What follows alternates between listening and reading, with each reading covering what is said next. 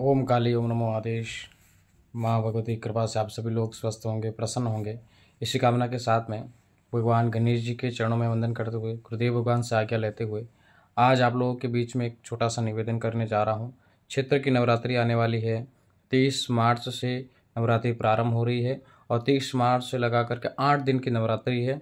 इस नवरात्रि में आपको माँ भगवती की, माँ दुर्गा की कृपा प्राप्ति के लिए किस विधान से साथ में, किस विधान से, किस सरलतम विधि से आप लोग माँ दुर्गा की, माँ भगवती की कृपा प्राप्त कर सकते हैं, आइए जानते हैं।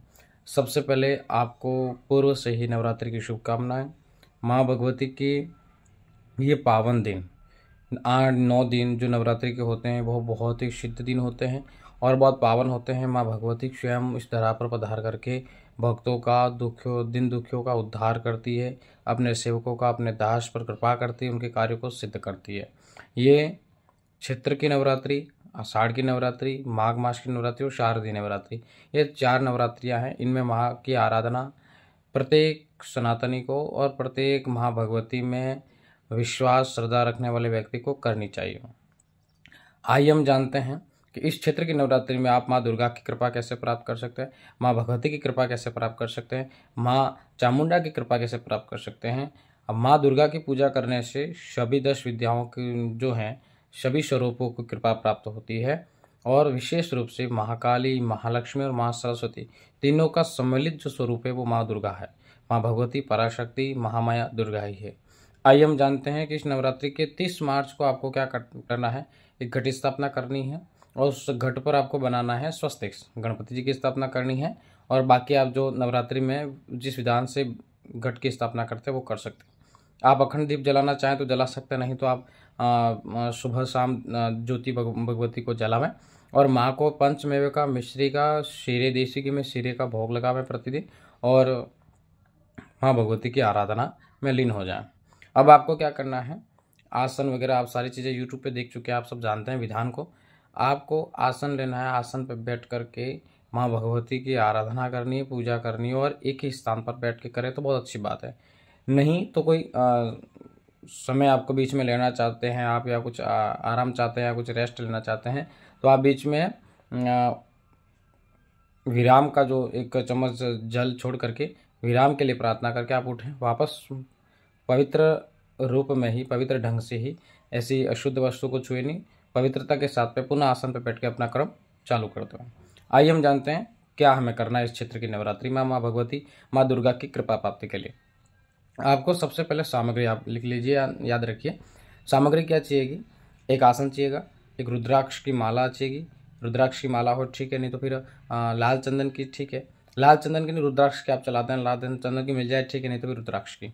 फिर आपको क्या करना है, आसन माला हो गई, एक पंचपात्र लेना है जिसमें जल भर करके जल को छोड़ सकें ऐसा, और माँ भगवती के लिए कुमकुम तो सारा श्रृंगार, और माँ भगवती के लिए अगर ऐसी मूर्ति या तस्वीर है तो कपड़े की पहनाए जैसी आवश्यकता है तो कपड़े, नहीं तो माँ को चुनरी ओढ़ा देवे।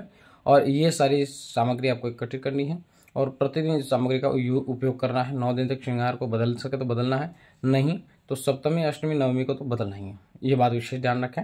चुनरी भी बदल देवे, नहीं तो हो तो फिर 3 दिन तो बदलनी ही है आपको ये सब करने के बाद में आसन में बैठकर आचमन प्राणायाम करके एक बार महादेव जी का ध्यान करना है और महादेव का ध्यान करने के बाद में आपको ओम नमः शिवाय का जप करना है। एक माला ओम नमः शिवाय की करनी है रुद्राक्ष की माला पर, और इसके बाद में एक माला ओम दुम दुर्गाई नमः इसकी जप करनी है। रुद्राक्ष की माला तो रुद्राक्ष पे कर सकते हैं, नहीं तो आप लाल चंदन पर उपलब्ध है लाल चंदन की माला, तो उस पर भी आप कर सकते हैं। फिर आपको क्या करना है, दुर्गा चालीसा का पाठ करना।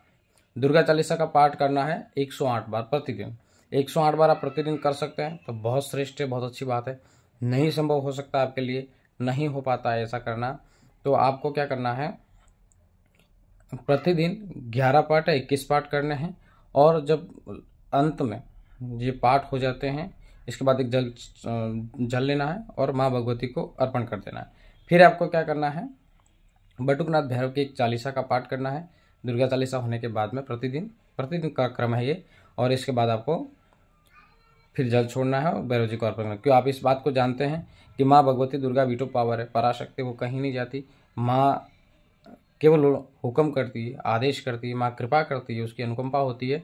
तो भैरवनाथ हैं, जो बटुकनाथ भैरव हैं, वो दुर्गा जी के सारे कार्यों को सिद्ध करते हैं। भक्तों के, साधकों के सारी मनोरथ भैरवनाथ ही सिद्ध करते हैं। इसलिए अंत में भैरव जी का चालीसा का पाठ या बम बटुकाय नमः भैरव के किसी मंत्र का जप या उनका ध्यान अवश्य करना चाहिए। फिर 9 दिन बीतने के बाद में आपको अंत में नवरात्रि के समाप्ति के बाद या अंतिम दिन शाम को या फिर दशहरे के दिन भी आप कर सकते हैं। दशांश जो चालीसा हमने की उसका दशांश आपको हवन करना। हवन क्या करना है आपको, फिर वही 11 आहुति गणपति जी की देनी है, 11 कुल देवी की देनी है, 11 आहुति आपको अपने कुल देवता की देनी है, 11 आहुति पितृ देवता की देनी है। और इसके बाद में आपको जो 11 जो आहुतियाँ हैं वो आपको अपने क्षेत्रपाल देवता की देनी है। और इसके बाद में 11 आहुति आपको अपने क्षेत्रपाल बटुकनाथ भैरव आप जानते हैं उनकी देनी है। और इसके बाद में आपको दुर्गा चालीसा का होम करना। दुर्गा चालीसा का होम कैसे करेंगे आप, उसमें इससे पहले आपको महारुद्र की यानी कि शिव जी की ओम नमः शिवाय की भी 11 आहुति देनी है। एक माला चाहे तो आप दे सकते हैं, फिर एक माला ओम दुम दुर्गाय नमः की, और फिर आपको 108 दुर्गा चालीसा के पाठ का हवन करना है। प्रयास ये करिए आपको 108 दुर्गा चालीसा प्रतिदिन कर सके तो बहुत श्रेष्ठ है। नहीं हो पाता है तो आपको क्या करना है, 21-21 आपको करनी है प्रतिदिन दुर्गा चालीसा।